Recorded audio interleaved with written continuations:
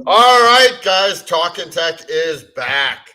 We have our good friend Dora. Correct me if I'm wrong. Farkas. Yeah, that's it. Farkas. She is one of the few Mara's Horizon survivors who had Dole one and is still here. And she is coming all the way from Malta, where you live there, and Yeah, you're attending Rebreather Forum 4. Am I correct? yeah, that's correct. Awesome. All right. Well, we have a few things that we have to do now that Bender decided to join us. Uh, can't bother him too much. But Bender, why don't you read our disclaimer? All right. The opinions expressed in this program are not necessarily those of B. Larson Metalworks, Fully Tech Marine, Fully Tech Mechanical, Fully Tech Charters, Revo Rebreathers, Mari's Horizon, Rebreather Manufacturing, Tech Diver Training, or anybody who may employ or terminate the employment of Bob or myself. All names, places, and situations are purely fictitious. Any names that sound familiar are purely coincidental. There may be, or there will be, some colorful language tonight, so it's time to send the kids off to bed, unless, of course, you're in the state of California, in which case you're a shitty parent. They're not going to turn out anyways. Viewer discretion is advised. Bob, what are you drinking? Well, guys, I am drinking Voodoo Ranger IPA from New Belgium Brewing. I've been on the liquor pretty good this afternoon, so it should be a good show. Dora, how about you? What are you drinking? Well, I really hate wine, so I decided to try to destroy the whole stock of the planet.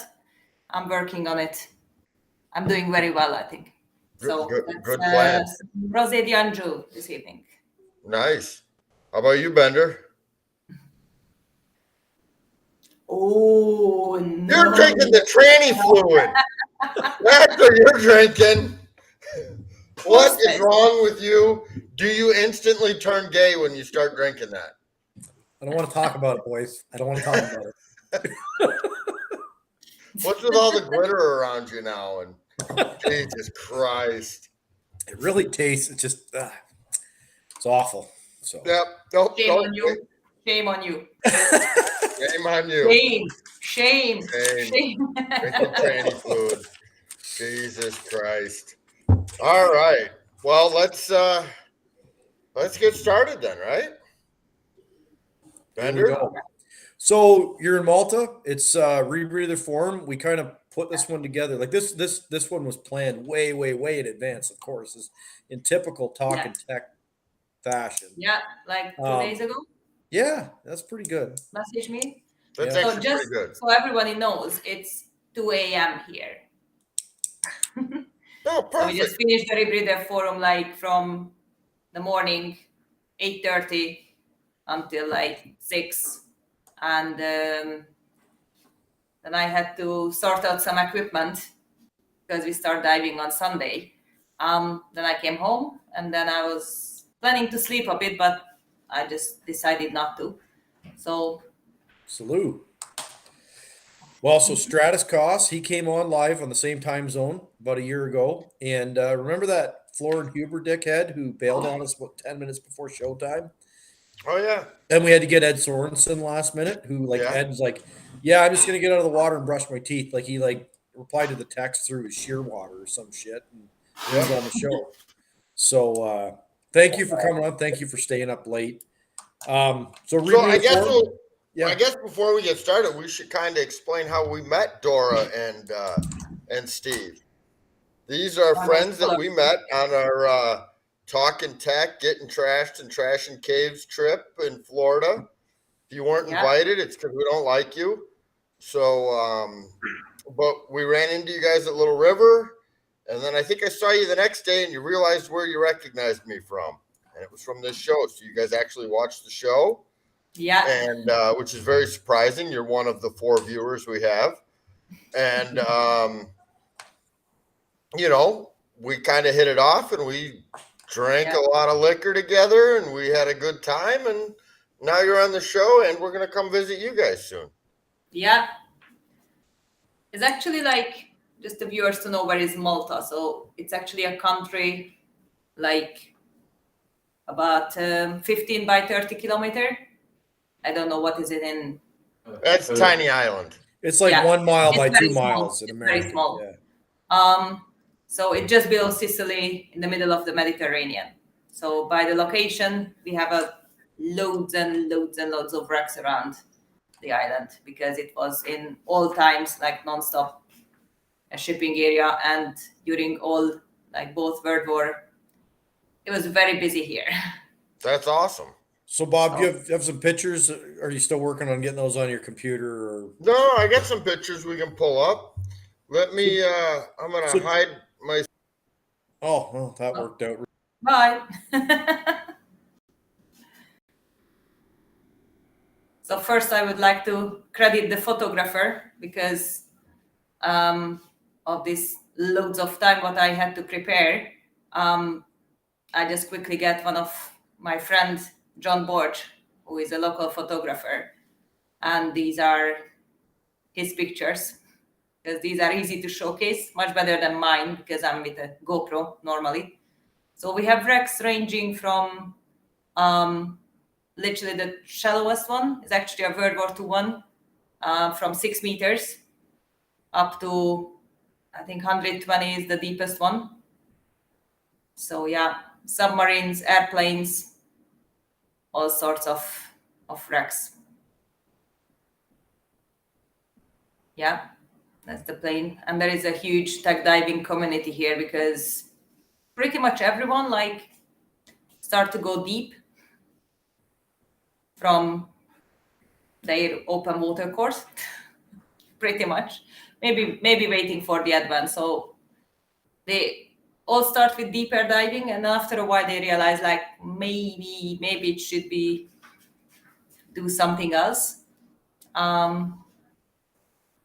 Yeah, and now we have a loads of rebreather diving as well because the helium prices are not getting lower here either. So yeah, if you want to find more nice pictures of Malta, just get on John Borch on Instagram or Facebook and you find some pretty cool stuff there.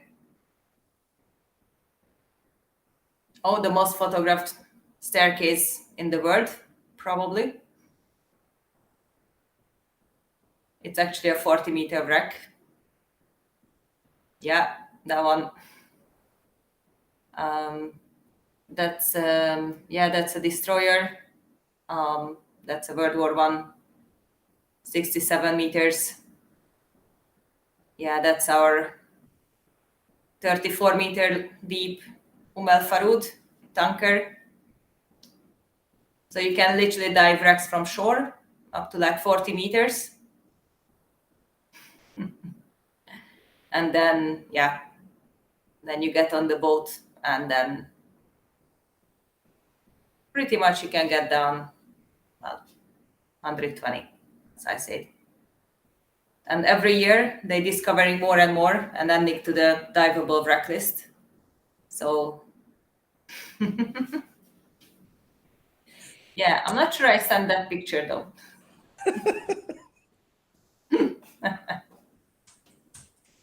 Don't go through all your pictures, please.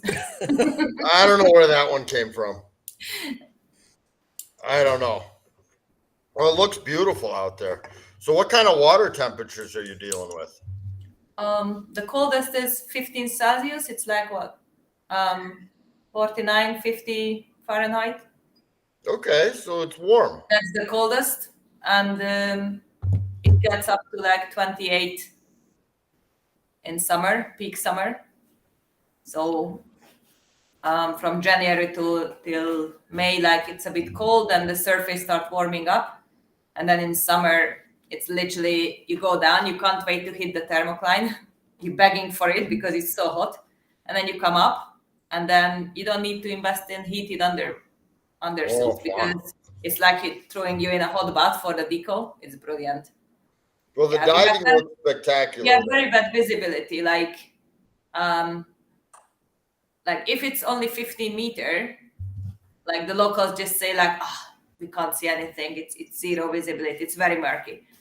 So that's our worst worst visibility, and then it gets. So for a rebreather diver, if they were going to travel to Malta, what would they bring? They would bring their rebreather, their dry suit, standard fins. Yeah, dry suit is still like don't come with a wetsuit. You will regret it. But sorb, fills, bailout bottles. It's everything. Lots of dive center can provide that. Helium is expensive but available, and I guess to the CCR it's going up to not a liter.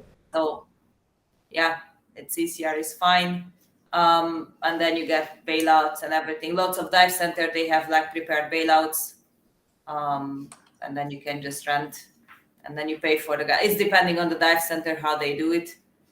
Well, if we go out, we're going wherever you tell us to go. Oh yeah, it's like whatever, air. Air, good enough. Yeah. Good enough. Okay. So Malta diving sounds kind of awesome, and hopefully, and it's all year diving.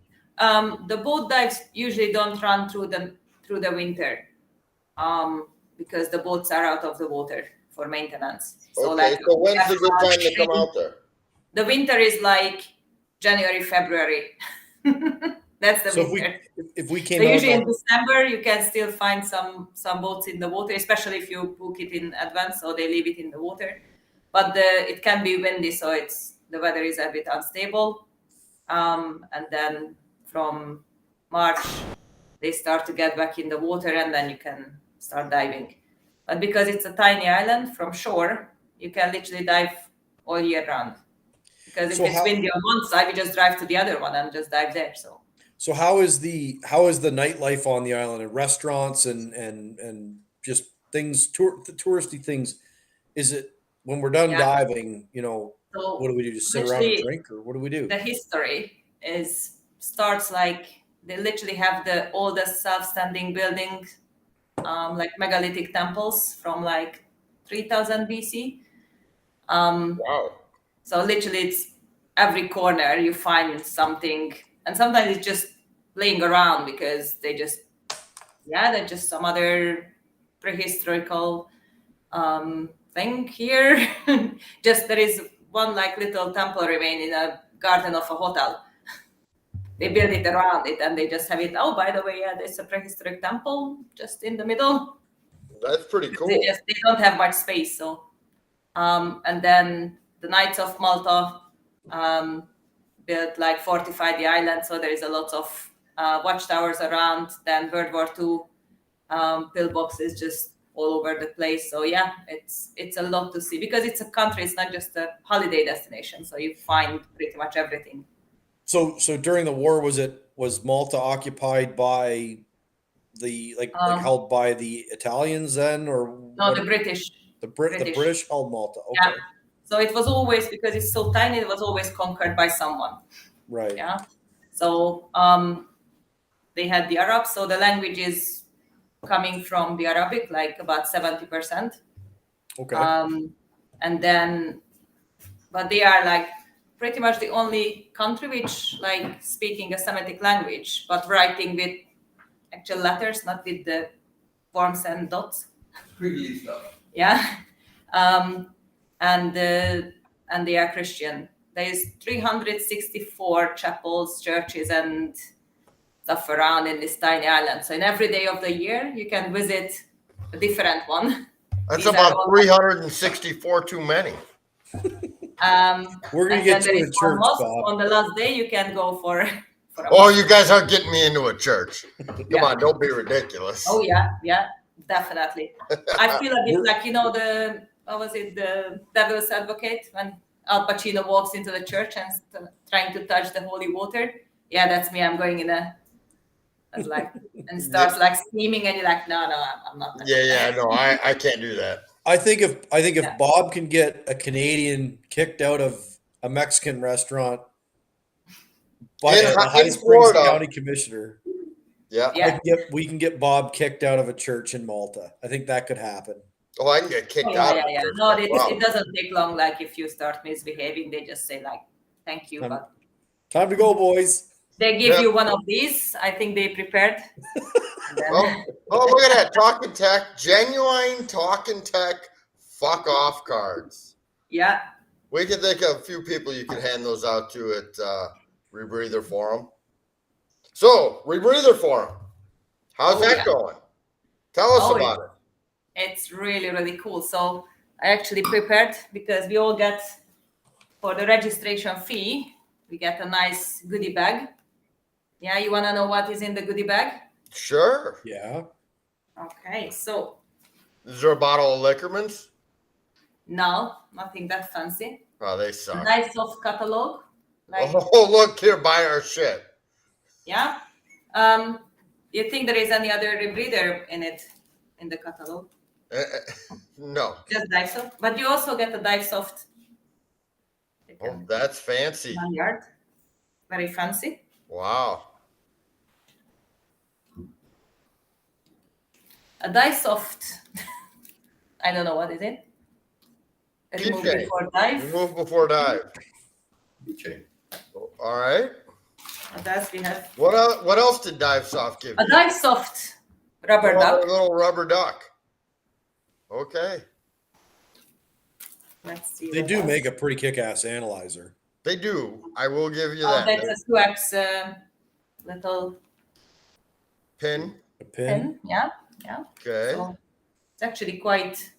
Normally, like the safety pin is like behind on the back. Yeah, like this is actually you can stab yourself with it. What else? Yeah, like a Visit Malta notebook, so you can take notes. Oh, But like you it's needed not gonna that. be everything online. I like that they use like the all biodegradable cardboard look. and all that stuff, and then wrap Nice it in of plastic. stickers. Oh yeah. Wow, you got a lot of Dive Soft swag. Shall I put it on my Rebo? There you go. All right. A Visit Malta, little guide of what can you see in Malta. It's very Is it nice. giving you any good ideas? Did you need yeah, that? yeah. About that all the dive sites and I mean it's what they prepare. What else we have? So what was the registration? Like 450 euros plus VAT. So you got a rubber duck and a couple fucking stickers for 450 euros. Oh no, there is some more. Oh wait, a Dive Soft mask strap. Wow. Oh well, now we're talking. Now we're talking dive gear. Yeah.